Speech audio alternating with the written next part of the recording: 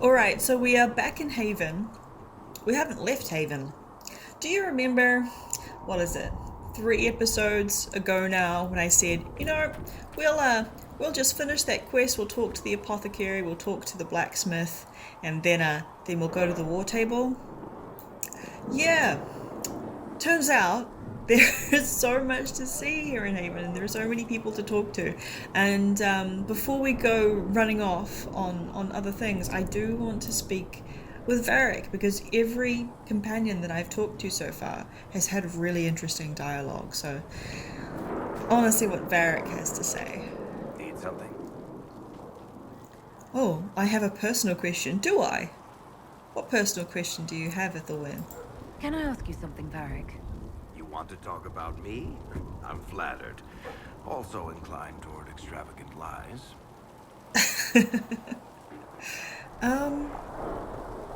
I want to know how you know Cassandra. How do you and Cassandra know each other? You heard about the Kirkwall Chantry being destroyed? The guy responsible used to be a friend of mine.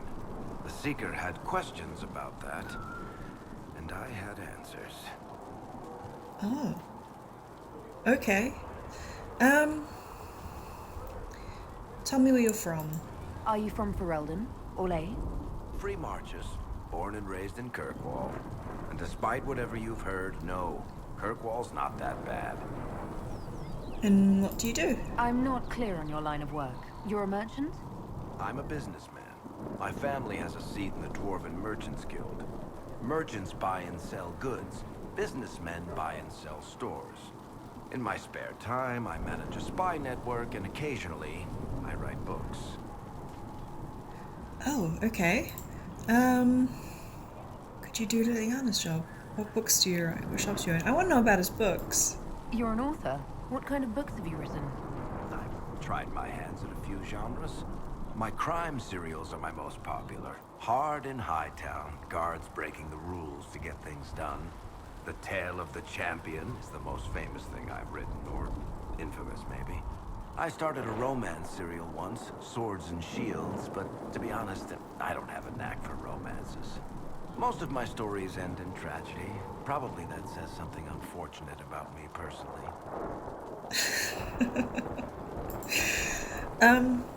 Yeah, could you do Liliana's job?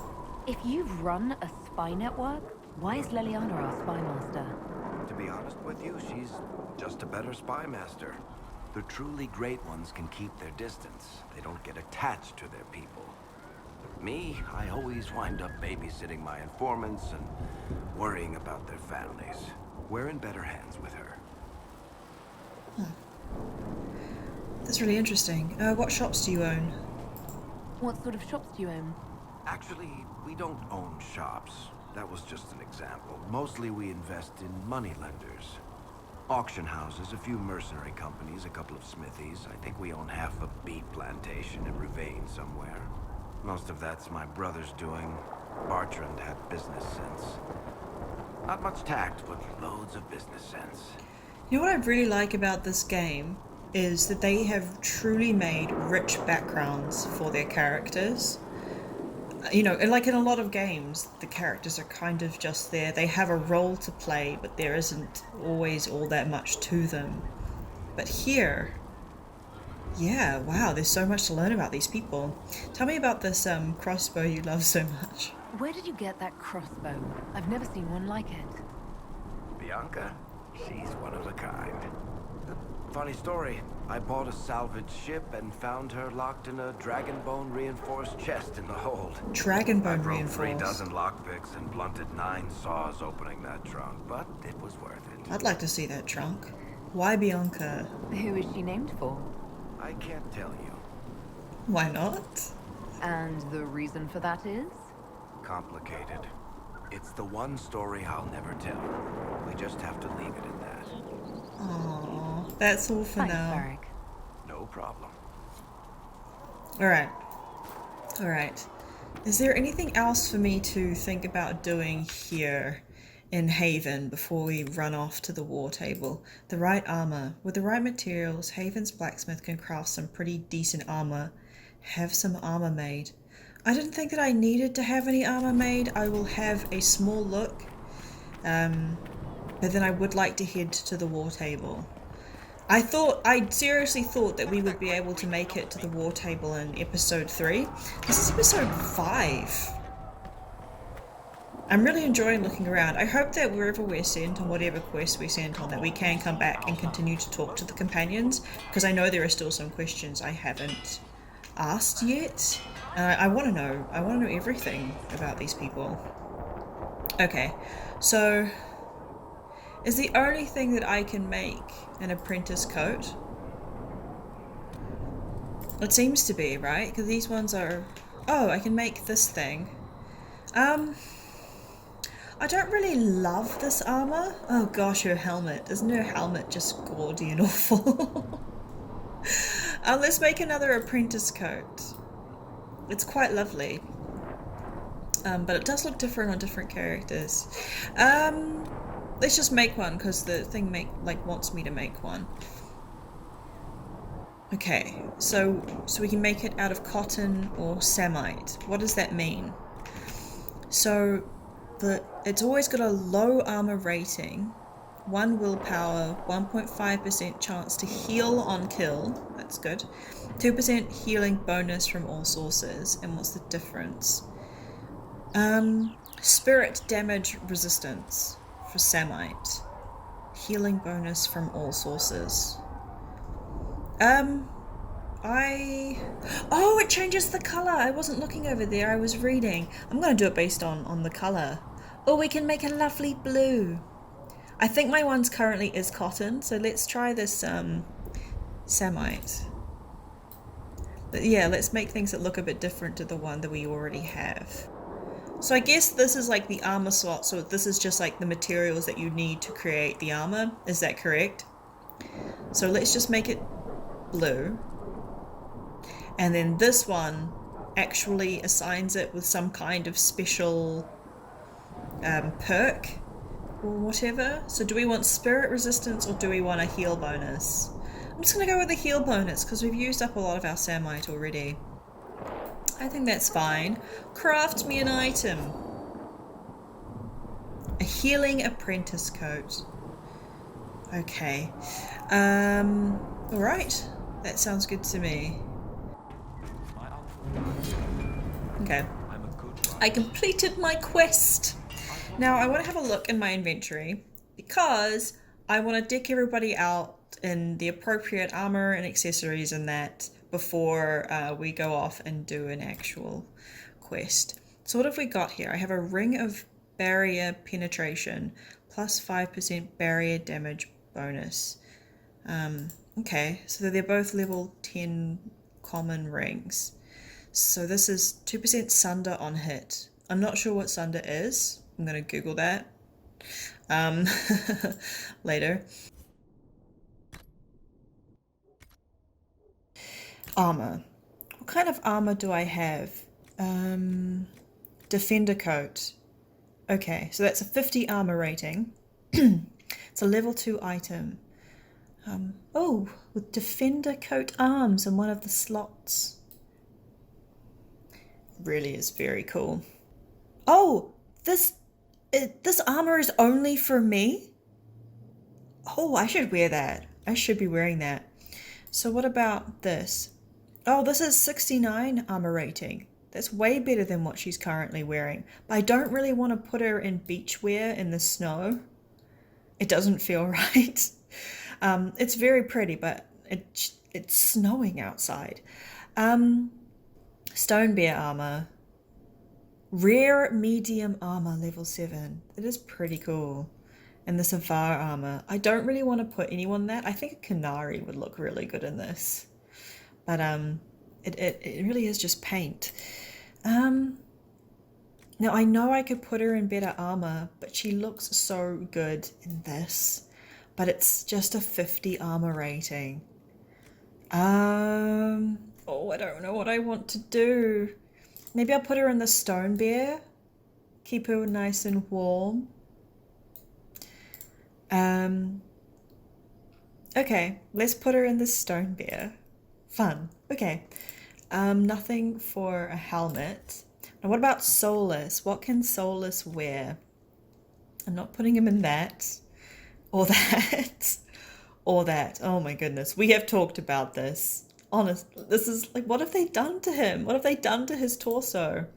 The people who didn't watch, like, I think it was the one or two episodes ago. Look how it changes his torso. Oh, this is the Healing Apprentice coat that I just made. But he was previously wearing this green one, and I can put him in a blue one. Oh, that's cool. I might do that. What's the difference? Oh, it's a far better armor rating. And I made it myself. I made it for you, Solus. Oh, I made it for you. Oh, that's lovely. Equipped. I do like him in green, but the blue is also quite dashing. Oh, he looks so good in green. So good in green. And what about Varric? What can Varric wear? He looks really cool in this. Oh my gosh, look at his weapon. That is so cool. I cannot wait to find more weapons for him, because if this is his base weapon, imagine what upgrades look like. So he can only wear this painted one, which actually looks so cool on him. He looks really cool right now. I might actually consider putting him in this. What have we got here? So that's a much better armor. Did these armors come with the DLCs? Because I feel like they're giving me like armor that is far better than stuff that they're currently wearing. Like, it's not just a small jump, it's a big jump in armor rating here. So I'm wondering if these are DLC armors. Equip. Okay. Oh, fun. Did I give my cool armor away to Solus? Is that what I just did? Oh no, I was going to give Ethelwyn this. I was going to give her the light armor of the dragon. It is significantly better, I think. And it's okay, so it's just fire resistant. I'm gonna wear this because it's specifically for my character. Equip. Oh, fun. How cool am I now? Yeah, I think she looks really nice. Look at her. The big old spiky shoulders. It looks really cool. Yeah, I like that. You can tell that like the staff and the armor were designed to be worn together. She's got her spiky dragon skin. It looks like it's imitating that dragon skin scales. Say that 6 times fast. Oh, what is this? Andraste's Mabari. What is a Mabari? You know Andraste's old Mabari? He don't show up in the chant. And if you ask those holy sisters, well, they'll say Andraste can't. Have had some big old smelly war dog, but all Ferelden knows it right. Our sweet lady needed someone who would warm her feet at night. And there's Andraste's Mabari by the holy prophet's side. In the fight against Tevinter, that dog would never hide. They say the Maker sent him special, always loyal, without pride. So he could be the sworn companion of the Maker's holy bride.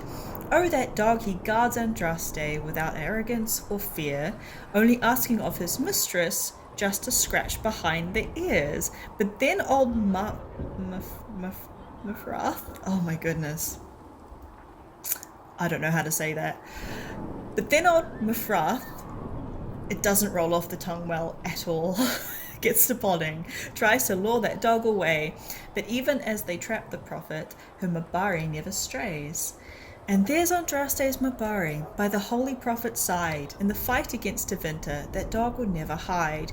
They say the Maker sent him special, always loyal without pride, so he could be the sworn companion of the Maker's holy bride. Oh, they thought the wounds had killed him, but then he limped out toward the fire, and his Saurian he shed a tear as that dog laid on the pyre. And there's Andraste's Mabari by the holy prophet's side. In the fight against Tevinter, that dog would never hide. They say the Maker sent him special, always loyal without pride, so he could be the sworn companion of the Maker's holy bride. Yes, that Mabari's the companion of the Maker's holy bride. A popular, if historically unlikely, Ferelden Tavern song. That's so neat. That is so neat that they have something like that just sitting around. I really like that. That was fun. What are you doing, bud? Just having a break? Okay. So. I'm used to delivering children and helping old men through the winter cough. Seeing these injuries. I was with the Templars. I can tend any wound caused by blade or a mage's fire. I'll admit that demons are new, though. Sorry, just eavesdropping on you two. I'm unsure what to do next. Those two quests showed up on the war table. The threat remains. Oh, this is the one that I'm supposed to do next. Set inactive. Set active. Yeah, I want this to be my active quest. Because I think that's what we should do next. I think we're ready to go. So let's go in here. Okay. I haven't explored this place. Oh, I'm sorry guys. I'm supposed to sell that piece of armor, aren't I? Velveteen. I could make armor out of velvet? Oh, that's exciting. I can make armor out of velvet. What is this stuff? The Fade. Is this Solas's book? No, it's not. I'm gonna read this. The Fade. The study of the Fade is as old as humankind. For so long as men have dreamed, we have walked its twisting paths, sometimes catching a glimpse of the city at its heart, always as close as our own thoughts, but impossibly separated from our world. The Divinta Imperium once spent vast fortunes of gold, lyrian, and human slaves in an effort to map the terrain of the Fade, an ultimately futile endeavour. Although portions of it belong to powerful spirits, all of the Fade is in constant flux. The Imperium succeeded in finding the disparate and ever-shifting realms of a dozen demon lords, as well as cataloguing a few hundred types of spirits before they were forced to abandon the project. The relationship of dreamers to the Fade is complex. Even when entering the Fade through the use of lyrium, mortals are not able to control or affect it. The spirits who dwell there, however, can, and as the Chantry teaches us, the great flaw of the spirits is that they have neither imagination nor ambition. They create what they see through their sleeping visitors, building elaborate copies of our cities, people, and events, which, like the reflections in a mirror, ultimately lack context or life of their own.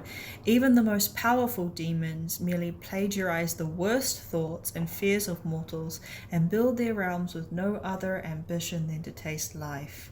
From the tranquility and the role of the Fade in human culture by first enchanter Josephus.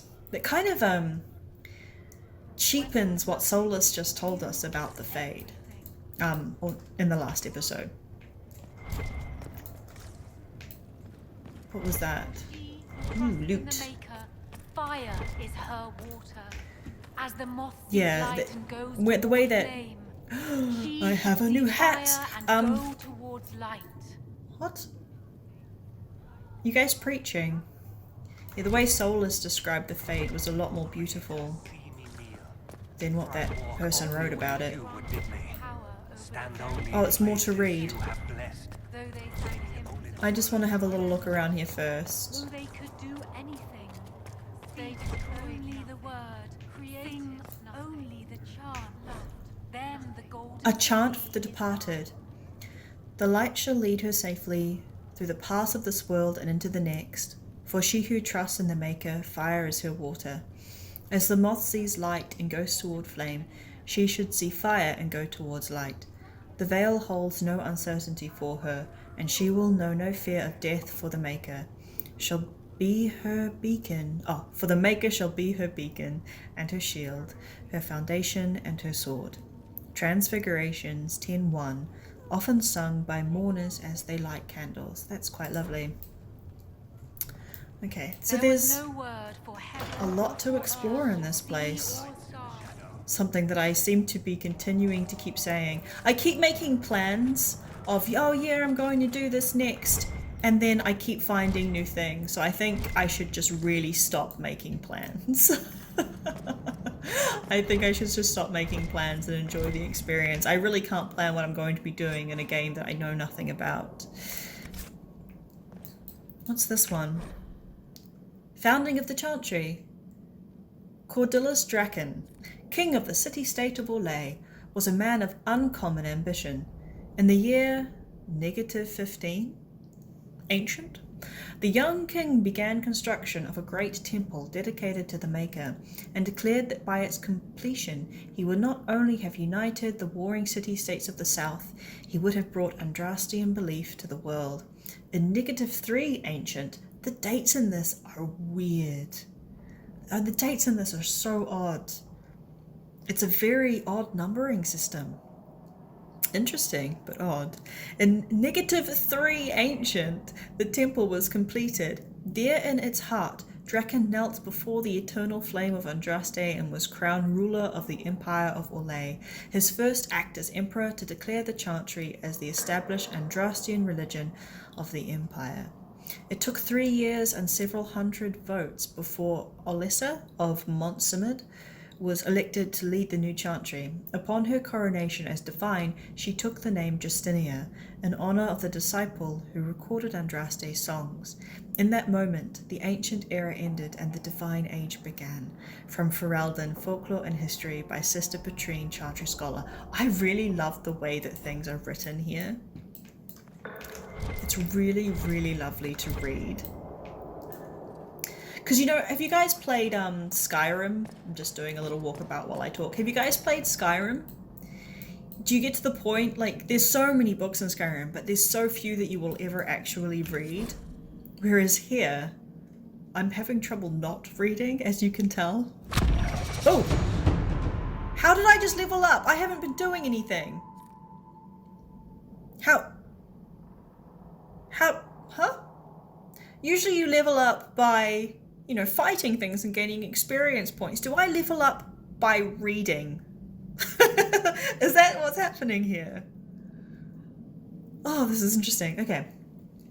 Chantry hierarchy. The divine is the titular head of the Chantry. Although since the schism split the Imperial Chantry into its own faction, there are now in fact 2 divines at any one time. One divine, informally called the White Divine, is a woman housed in the Grand Cathedral in Valroyo. The other, known as the Black Divine, is a man housed in the ancient spire in Minrathus. Neither divine recognizes the existence of the other. Why? And the informal names are considered sacrilegious. No matter the gender, a divine is addressed as most holy or your perfection. Your perfection. That is such a weird thing to be called. Your perfection. Oh, wow. That's a lot. Beneath the rank of divine is the Grand Cleric. Each Grand Cleric, I don't know how I want to say that. Each Grand Cleric presides over numerous chantries and represents the highest religious authority for their region. They travel to Valroyo when the College of Clerics convenes, but otherwise remain where they are assigned. All Grand Clerics are addressed as Your Grace. The confusion of being a New Zealander with both English and American influences. How do I pronounce things? Beneath the Grand Cleric is the Mother, or in the Imperial Chantry, the Father. If a mother is in charge of a particular chantry, revered is appended to her title. These are the priests responsible for administering to the spiritual well-being of their flock. A mother or revered mother is addressed as Your Reverence. Brothers and sisters form the rank and file of the Chantry and consist of 3 main groups: affirmed, initiates, and clerics. Affirmed are the lay brethren of the Chantry, those regular folk who have turned to the Chantry for succour. Often they are people who have led a difficult or irreligious life and have chosen to go into seclusion, or even orphans and similar unfortunates who were raised into Chantry life. The affirmed take care of the Chantry and are, in turn, afforded a life of quiet contemplation, no questions asked. Only those folks who take vows become initiates. These are men and women in training, whether in academic knowledge or the martial skills of a warrior. All initiates receive an academic education, although only those who seek to become Templars learn how to fight in addition. Clerics are the true academics of the Chantry, those men and women who have dedicated themselves to the pursuit of knowledge. They are often found in Chantry archives, sages presiding over libraries of books and arcane knowledge. The most senior of these clerics, placed in charge of such archives, are given the title Elder. Although such a rank is still beneath that of Mother, all other brothers and sisters are addressed simply by noting their title before their name, such as Brother Genetivi, from a guide for ambassadors from Rivane. Okay. Starting to learn more about why people are called certain things, which should be useful. Requires a rogue. Hey Varric, come here and open this thing for me. The keys were on the door.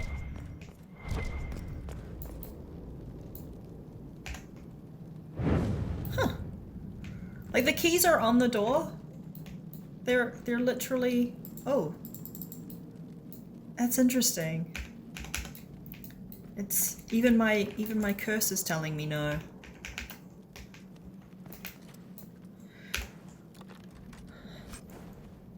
Ring of Guard penetration. I don't know how to use that. I'm gonna have to learn more about this fighting system to make that useful to me. Okay, so there's nothing. This is where they kept me, isn't it? This is where they kept me in chains. They locked me up and treated me like a prisoner. And now I have fancy robes.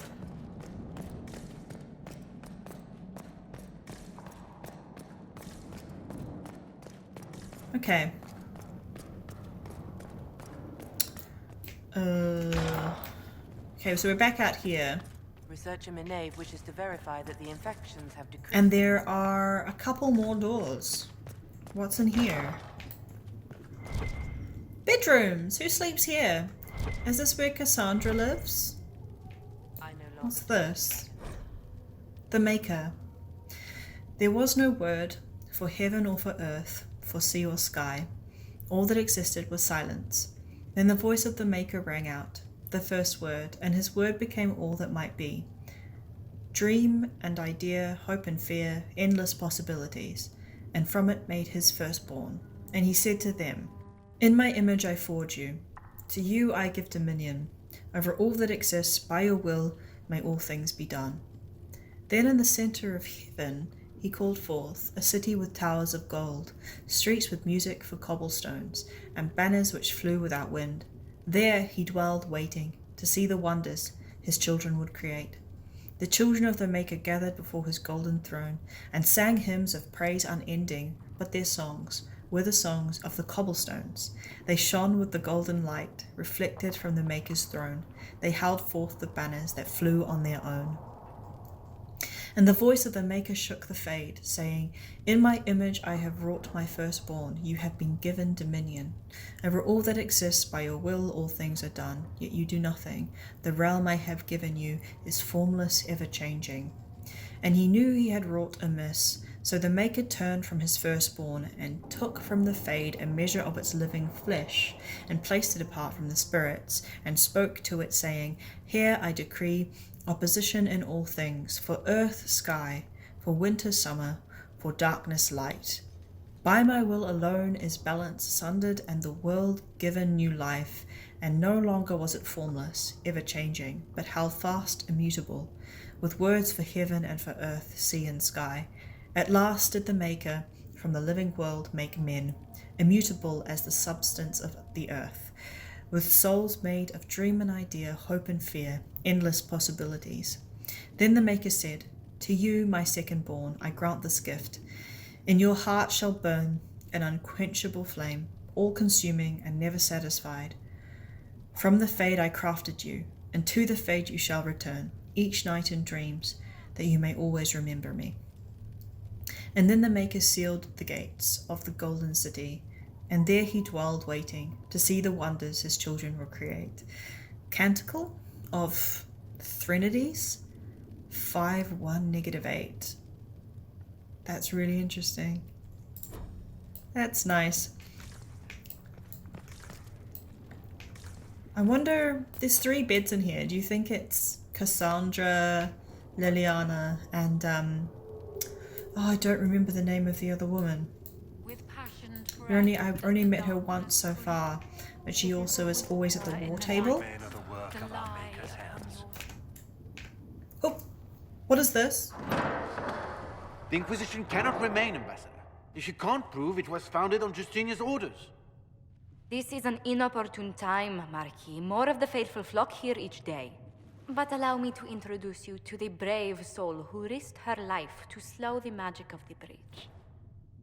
Mistress Lavelan, this is the Marquis Durellion, one of Divine Justinia's greatest supporters. And the rightful owner of Haven.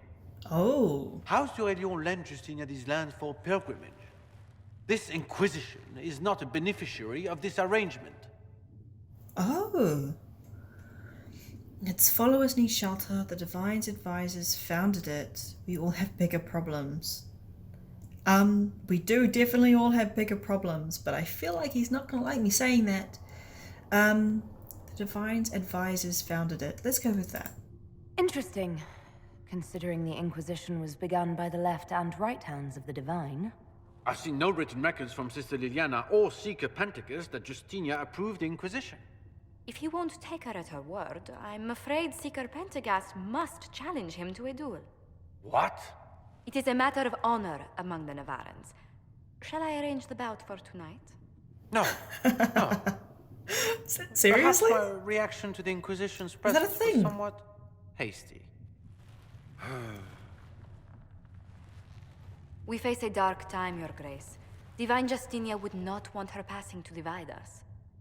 She would, in fact, trust us to forge new alliances to the benefit of all, no matter how strange they might seem.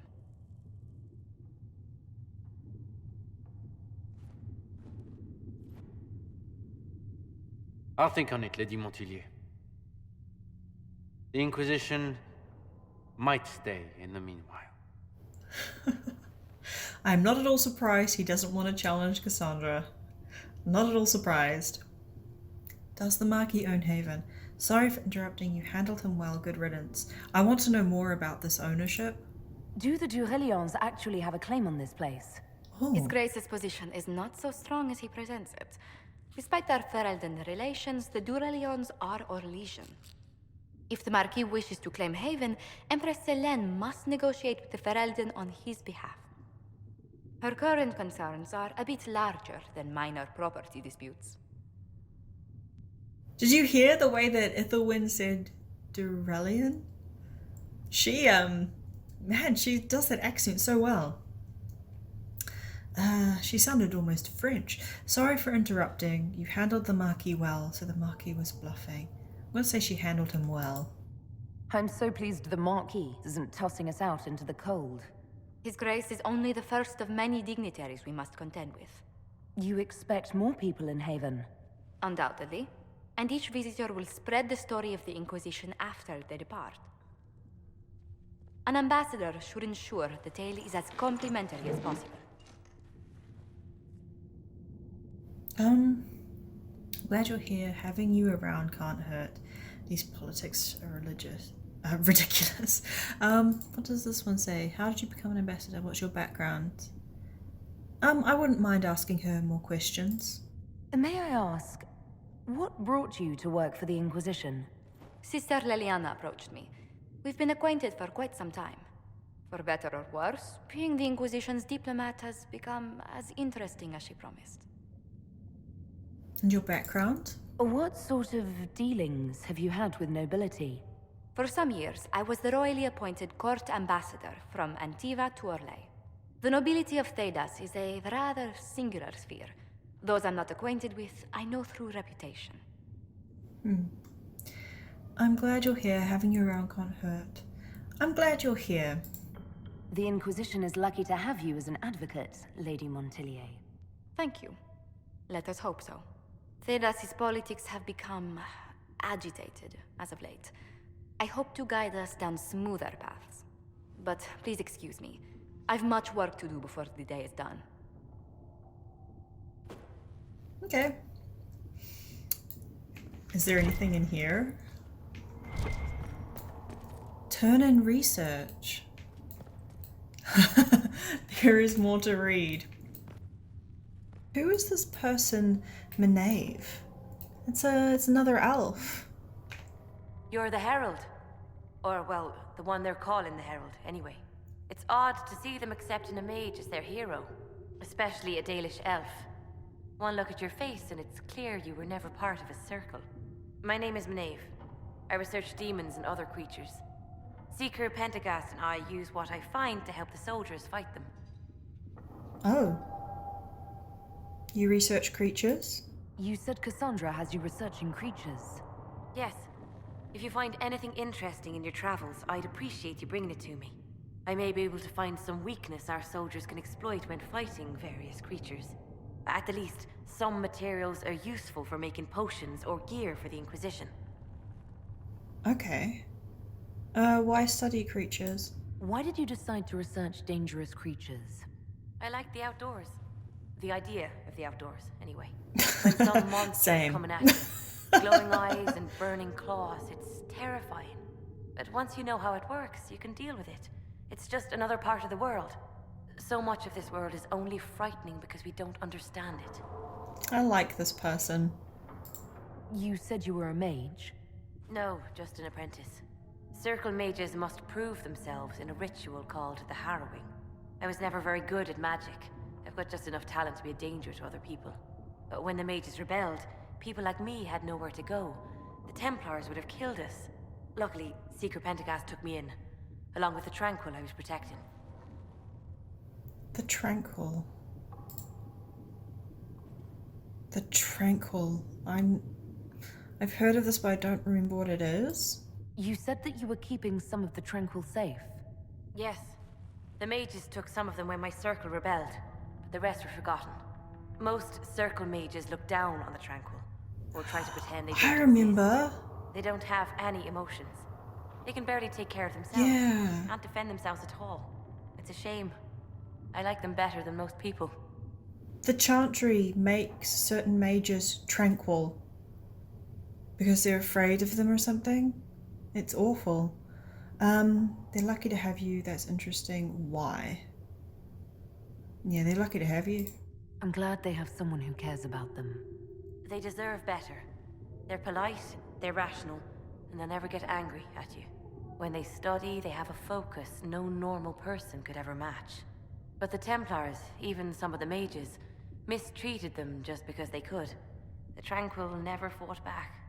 If not for that, I don't know. Doesn't really matter now. I'm surprised that even an apprentice mage wouldn't join the rebellion. I don't like using magic to fight. I'm not good at it either. I like studying. I liked performing rituals that helped us unlock the secrets of the Veil. I liked having the Templars around to keep us safe. Wait, a pity you aren't Dalish. Oh wow, look! There's like a new icon for that. I agree, but now they've gone mad. I wanna do this new icon thing. You might have done well among the Dalish. Our mages are encouraged to study safely. Fenrir will take the Dalish. Don't let my lack of Valisline fool you, Letheline. I was a proud member of my clan until my magic manifested. You know what happens when they have too many mages. They gave me a pack and sent me into the woods to find my own life. I was 7 years old. Oh. Oh my god, okay. Yeah, that's awful. I'm so sorry. I stumbled into a village, starving and cold a few weeks later. I started using magic to scare predators away. The villagers saw me make fire in my fist. They were terrified and wanted to kill me. Templars saved me from them. They gave me food and clothes and took me to the Circle. I've seen what life is like without the Templars, and I want no part of it. I just want to study. Fair enough. I'll speak with you later. Travel safely. Oh look, when you circle around her head, I mean her, you mouse over her, it highlights her head without her hair, and you can see the shape of her head. That's funny. So there was a book here. The Children of Andraste. There are many misconceptions regarding Andraste's bloodline, monsieur. That this is due, I should think, to a general lack of knowledge regarding Andraste's mortal life. Understandable considering the many cults that arose following her death. Everyone sought to claim Our Lady for their own culture or claim some aspect of her existence was a lie, all of them complete fabrications.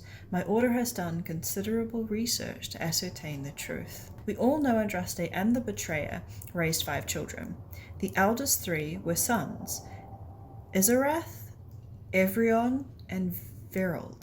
The rule of what was once southern Tevinter was split among them. Izarath was given the west, what is today Orlais. Evrion was given the east, what is today the Free Marches. Verald was given the central Planocene, what is today Navarra.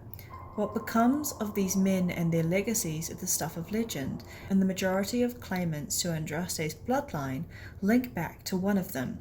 None of the 3 sons, however, were born of Andraste.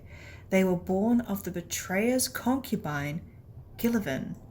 People choose to overlook the fact that Andraste came from the Alamari tribesmen and that they were barbarians, not the Feraldans we know today. They were savage warriors who took concubines in addition to their wives, and because Andraste was thought to be too weak to bear children, the betrayer took Gillivan to provide him heirs, which she did. After her death, the sons were raised as Andraste's own. Later in life, Andraste proved predictions wrong and had 2 daughters by the betrayer, Ibris and Vivial. They were kept out of the public eye and not permitted to marry, though both had consorts. Ibris had but one child, Alivamar, who perished on a voyage to Denerim, less than a month after her mother fell to plague, and without children of her own. The younger daughter, Vivial, was more controversial. A strong-headed woman who defied her family by falling in love with a mage of Tevinter, Regulin. Vivial and Regulin went into self-imposed exile as the Exalted March began, and into hiding following Andraste's betrayal and murder. What became of Vivial and her descendants is largely unknown for one primary reason. She had only daughters. Each of those daughters only had daughters. They married into other families and took other names, and in the chaos of the Second Blight, all traces of survivors were lost. Andraste's true bloodline, if it exists, lies solely in the descendants of Vivial, and the suspicion of my order is that it produces only daughters. Thus the claims of your young man, monsieur, are highly suspect. From a letter by Sister Galena of the Augustan Order, Dragon 912. That is interesting. That is very interesting. Alright, I'm going to stop it here for this episode. And I'm sure we'll get to go on a quest in the next one. I'm really looking forward to learning this battle system. I think it's going to be a lot of fun. See you guys.